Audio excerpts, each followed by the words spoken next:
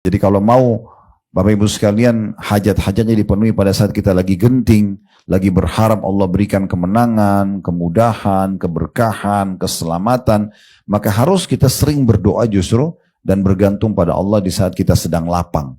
Jadi sehat-sehat seperti ini justru harus banyak berdoa. Dan sudah pernah kami sampaikan di beberapa kajian kami, kalau Bapak Ibu sekalian berdoa, meminta agar dipertahankan nikmat, itu jauh lebih afdal dan lebih besar pahalanya dibandingkan nanti ada masalah baru minta solusinya. Kita lagi sehat, kita minta, ya Allah pertahankan kesehatan saya, atau berkahi, ya, panjangkan umur saya, itu lebih besar pahalanya dibandingkan kita lagi sakit minta kesembuhan. Jadi di sini lebih afdal. Oleh karena itu tidak ada alasan untuk tidak berdoa. Bahkan setiap kali Bapak Ibu sekalian melihat satu kelebihan pada diri seseorang, misalnya ada orang kayak ini teman-teman lagi baru pulang umroh, misalnya kita tidak sempat pergi umroh, dan kita ingin sekali, bisa kita jadikan sebagai doa, ya Allah kalau engkau mudahkan aku bisa punya kesempatan seperti mereka, kau akan lakukan yang sama.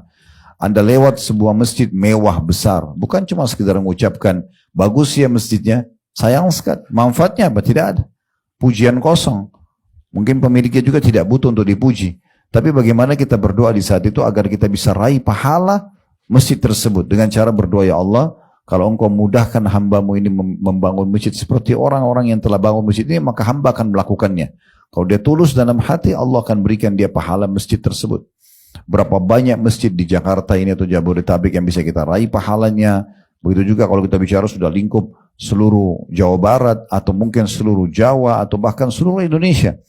Berapa banyak pahala yang bisa kita dapatkan dengan doa-doa dan manja kita dengan Allah Subhanahu wa taala. Tinggal bagaimana kita konsisten, istiqamah selalu melakukannya, ya. Karena kata Nabi SAW, manusia ada 4 golongan.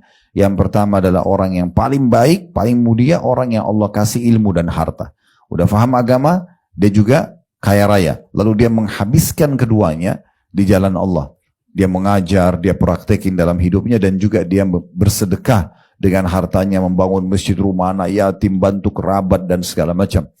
Kemudian ada golongan kedua, ini yang Allah berikan ilmu tapi nggak punya harta.